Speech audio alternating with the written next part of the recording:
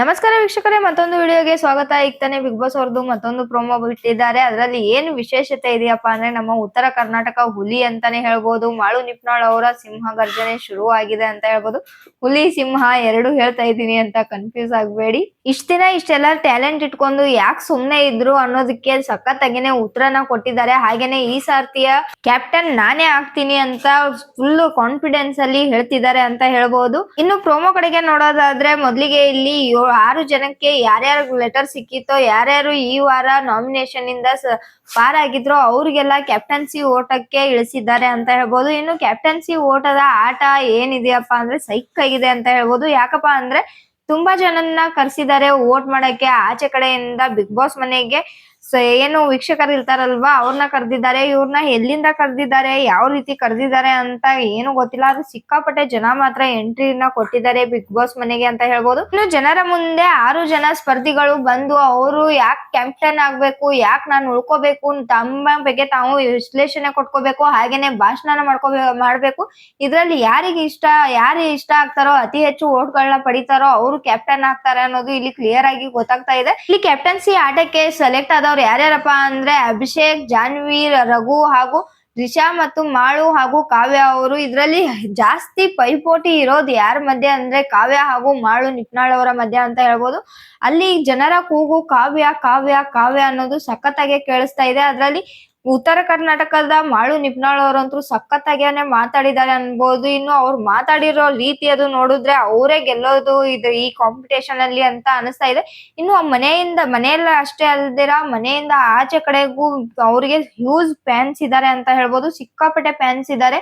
ಅವರಿಗೆ ವೋಟಿಂಗ್ ಕೂಡ ತುಂಬಾನೇ ಹೆಚ್ಚು ಮಟ್ಟಿಗೆ ಬರ್ತಾ ಇದೆ. ಆದ್ರೆ ಅವರ ಪರ್ಫಾರ್ಮೆನ್ಸ್ ಎಲ್ಲೂ ಕೂಡ ಕಾಣಿಸ್ತಾ ಇರ್ಲಿಲ್ಲ. ಇವತ್ತಿನ ಎನ್ಕರೇಜ್ಮೆಂಟ್ ಏನಿದೆಯೋ ಅವ್ರು ತೋರಿಸ್ತಾ ಇರೋದಾಗಿರ್ಬೋದು, ಮಾತಾಡ್ತಾ ಇರೋ ರೀತಿ ಆಗಿರ್ಬೋದು, ಇದನ್ನ ಮುಂಚೆಯಿಂದಾನೇ ಇದೇ ರೀತಿಯಾಗಿ ಮಾತಾಡ್ಕೊಂಡ್ ಬಂದಿದ್ರೆ ಎಲ್ಗೋ ಇರ್ತಿದ್ರು ಅಂತ ಹೇಳ್ಬೋದು. ಏನು ಟೈಮ್ ಮೀರಿಲ್ಲ, ಇನ್ನು ಟೈಮ್ ಸಿಕ್ಕಾಪಟ್ಟೆ ಇದೆ. ಇನ್ಮೇಲಾದ್ರೂ ಇದೇ ರೀತಿ ಆಟನ ಆಡ್ತಾರೆ, ಇದೇ ರೀತಿ ಮನೇಲಿ ಇರ್ತಾರ ಅನ್ನೋದನ್ನ ಕಾಯ್ದು ನೋಡ್ಬೇಕು. ಅಲ್ಲಿ ಮನೆಯಿಂದ ಬಂದಿರುವಂತ ಪತ್ರ ಮಾತ್ರ ಮಾಳು ನಿಪ್ನಾಳ್ ಅವ್ರ ಮೇಲೆ ತುಂಬಾನೇ ಕೆಲಸ ಮಾಡಿದೆ ಅಂತ ಹೇಳ್ಬೋದು. ಅವರು ತುಂಬಾ ಕಡೆಗೆ ಹೇಳ್ತಿರ್ತಾರೆ, ಬೇರೆ ಅವ್ರಿಗೆ ಈ ಸ್ಟೇಜ್ ಅಲ್ಲಿ ಹೊಂದ್ಕೊಳ್ಳೋದು ತುಂಬಾನೇ ಕಷ್ಟ ಅಂತ ಹೇಳ್ಬೋದು. ಯಾಕಪ್ಪ ಅಂದ್ರೆ ಇಲ್ಲಿರುವ ಎಲ್ಲಾ ಸ್ಪರ್ಧಿಗಳು ಒಂದೊಂದ್ ಕಡೆ ಗುರುತಿಸ್ಕೊಂಡು ಬಂದಿದ್ದಾರೆ. ಅದ್ರಲ್ಲಿ ಮಾಳು ಒಬ್ರು. ಆದ್ರೆ ಅವರು ಹಳ್ಳಿಯಿಂದ ಬಂದಿದ್ದಾರೆ. ಅವ್ರು ಮಾತಾಡೋ ಶೈಲಿ ಆಗಿರ್ಬೋದು, ಮತ್ತೊಂದಾಗಿರ್ಬೋದು ತುಂಬಾನೇ ಇವ್ರಿಗಿನ್ನ ಡಿಫ್ರೆಂಟ್ ಆಗಿದೆ. ಅವ್ರು ಬೆಳೆದ್ ಬಂದ್ ರೀತಿ ಆಗಿರ್ಬೋದು. ನಾನು ಮಾತಾಡಕ್ ರೆಡಿ ಇದೀನಿ, ಆದ್ರೆ ನನಗ್ ಬಾಯಿ ಬಿಟ್ರೆ ಬರೋದೇನೆ ನನ್ನ ಬೈಗಳ ಕೇಳಿ ಇಲ್ಲಿ ಏನಾದ್ರೂ ಹೋಗುತ್ತಾ ಅನ್ನೋ ಭಯ ಅಂತ ಹೇಳ್ತಿದ್ದಾರೆ. ಅದು ನಿಜ ಅಂತ ಹೇಳ್ಬೋದು. ಸಣ್ಣ ವಿಚಾರಕ್ಕೆ ಯಮ್ಮ ಅಂದಿದ್ದಕ್ಕೆ ಇಲ್ಲ ಮುಚ್ಕೊ ಅಂದಿದ್ದಕ್ಕೆ ಈ ರೀತಿ ವರ್ಡ್ ಗಳಿಗೆನೆ ತುಂಬಾ ಸಿಕ್ಕಾಪಟ್ಟೆ ಜಗಳಗಳು ಆಗ್ತಿದಾವೆ ಅಂತ ಹೇಳ್ಬೋದು. ಇನ್ನು ಮಾಳು ಅವರು ಭಾಷೆ ಕಡೆಗೆ ನೋಡೋದಾದ್ರೆ ಸಿಕ್ಕಾಪಟ್ಟೆನೆ ಜಗಳ ಆಗೋದಂತೂ ಸಾಧ್ಯತೆ ಇರುತ್ತೆ. ಹಾಗಾಗಿ ಅವರು ಹೆದರ್ಕೊಂಡೋ ಅಥವಾ ಅವ್ರಿಗೆ ಬೇಡ ಅಂತಾನೋ ಸುಮ್ನೆ ಇದ್ದಾರೆ. ಇನ್ನು ಪ್ರೋಮೋ ಕಡೆಗೆ ನೋಡೋದಾದ್ರೆ ಮಾಳು ಅವ್ರು ಮಾತಾಡಿರೋ ಒಂದೊಂದ್ ಮಾತುಗಳು ಮುತ್ತು ಅಂತ ಹೇಳ್ಬೋದು, ಅಷ್ಟೇನೆ ಸತ್ಯವಾಗಿದ್ದಾವೆ ಅಂತ ಹೇಳ್ಬೋದು. ಇನ್ನು ಅವ್ರ ಬಗ್ಗೆ ಅವರು ಸಮರ್ಥನೆ ಮಾಡ್ಕೊತಿದ್ದಾರೆ. ಮಾಳು ಬಂದಿಂದಾನು ಎಲ್ಲೂ ಸ್ಟ್ಯಾಂಡ್ ತಗೊಂಡಿಲ್ಲ, ಏನು ಮಾತಾಡಿಲ್ಲ ಅಂತ ಹೇಳ್ತಿದ್ದಾರೆ. ಅವ್ರು ಜಗಳಾಡೋರ್ಗೆ ಗೊತ್ತಿರೋದ ಅವ್ರು ಯಾವ್ದಕ್ಕಾಗಿ ಜಗಳಾಡ್ತಿರ್ತೀನಿ ಅನ್ನೋ ಕ್ಲಾರಿಟಿ ಅವ್ರಿಗೆ ಇರೋದಿಲ್ಲ ಅಂತ ಹೇಳ್ತಿದ್ದಾರೆ. ಅದಂತೂ ನಿಜ. ತುಂಬಾ ಚಿಕ್ಕ ಪುಟ್ಟ ವಿಷಯನೇ ಅಲ್ಲ ಅಂತ ಇದ್ರುನು ಅದು ದೊಡ್ಡ ಮಟ್ಟಿಗೆ ಅದನ್ನ ಅರ್ಚಾಡಿ ಅದ್ರ ಬಗ್ಗೆ ಜಗಳನ ಮಾಡ್ತಾರೆ. ಇನ್ನು ಅದ್ರಲ್ಲಿ ಹೋಗ್ಬಿಟ್ಟು ಸ್ಟ್ಯಾಂಡ್ ತಗೊಳ್ಳೋದಾದ್ರೂ ಏನಿರುತ್ತೆ ಅಂತ ಕರೆಕ್ಟ್ ಆಗೇನೆ ಹೇಳ್ತಿದ್ರೆ. ಇನ್ನು ಅದ್ರ ಜೊತೆಗೆ ಇನ್ನೊಂದನ್ನ ಕೂಡ ಹೇಳ್ತಾರೆ, ಇನ್ನು ಈ ಜಗಳದಲ್ಲಿ ಸ್ಟ್ಯಾಂಡ್ ತಗೊಳಕ್ ಹೋದ್ರೆ ಅವರಷ್ಟು ಹುಚ್ಚರೇ ಯಾರು ಇಲ್ಲ ಅಂತ ಹೇಳ್ತಾರೆ. ಅದಂತೂ ನಿಜಾನೇ. ಮೊದ್ಲಿಗೆನೆ ಇಲ್ಲಿ ಜಗಳ ನಡೆಯೋದೇನೆ ಹುಚ್ಚರ ಸಂತೆ ಅಂತ ಹೇಳ್ಬೋದು. ಜಗಳ ಅಂದ್ರೆ ಹುಚ್ಚರ ಸಂತೆ ಅಂತ ಹೇಳ್ಬೋದು. ಇನ್ನು ಅದ್ರಲ್ಲಿ ಸ್ಟ್ಯಾಂಡ್ ತಗೊಳಕ್ ಹೋದ್ರ ಬಗ್ಗೆ ಕೇಳ್ಬೇಕಾ, ಅವರು ಕೂಡ ಮಂಗ ಆಗೋದು ನಿಜ ಅಂತ ಹೇಳ್ಬೋದು.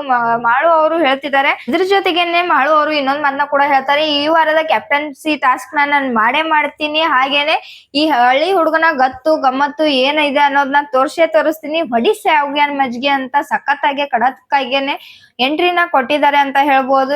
ಇನ್ನು ಕಾಯ್ದು ನೋಡೋಣ ಯಾರಿಗ್ ಜಾಸ್ತಿ ವೋಟ್ ಬಂದಿದೆ, ಯಾರ್ಯಾರು ಗೆಲ್ತಾರೆ ಅಂತ ಕಾಯ್ದು ನೋಡ್ಬೇಕು. ಇದರಲ್ಲಿ ಕಾವ್ಯ ಹಾಗೂ ಮಾಳು ಅವರಿಗೆ ಜಾಸ್ತಿ ಪೈಪೋಟಿ ಇರೋ ರೀತಿ ಕಾಣಿಸ್ತಾ ಇದೆ. ಆದ್ರೆ ಮುಲ್ಟನ್ ರಘು ಅವರು ಕೂಡ ಏನ್ ಕಮ್ಮಿ ಇಲ್ಲ ಅಂತ ಹೇಳ್ಬೋದು. ಆಲ್ರೆಡಿ ಅವ್ರಿಗೆ ಒಂದ್ ವಾರದ ಕ್ಯಾಪ್ಟನ್ಸಿ ಓಟದಲ್ಲಿ ಸಿಕ್ಕಿರೋದ್ರಿಂದ ಅವ್ರಿಗೆ ಸಿಗೋದು ಡೌಟು. ಇನ್ನು ಜನಗಳ ಮೇಲೆ ಡಿಪೆಂಡ್ ಆಗಿರೋದ್ರಿಂದ ಯಾರು ಕ್ಯಾಪ್ಟನ್ ಆಗ್ತಾರೆ ಅನ್ನೋದನ್ನ ನಾವು ಕಾಯ್ದು ನೋಡ್ಬೇಕು ಅಂತ ಹೇಳ್ತೀನಿ. ಇದೇ ರೀತಿಯಾದ ಬಿಗ್ ಬಾಸ್ ಅಪ್ಡೇಟೆಡ್ ಗಳಿಗಾಗಿ ನಮ್ಮ ಚಾನೆಲ್ ನ ಇನ್ನೂ ಸಬ್ಸ್ಕ್ರೈಬ್ ಮಾಡ್ಕೊಂಡಿಲ್ಲ ಅಂದ್ರೆ ಸಬ್ಸ್ಕ್ರೈಬ್ ಮಾಡ್ಕೊಳ್ಳಿ. ಹಾಗೇನೆ ಪಕ್ಕದಲ್ಲಿರುವಂತ ಬೆಲ್ ಐಕನ್ ನ ಕ್ಲಿಕ್ ಮಾಡಿ.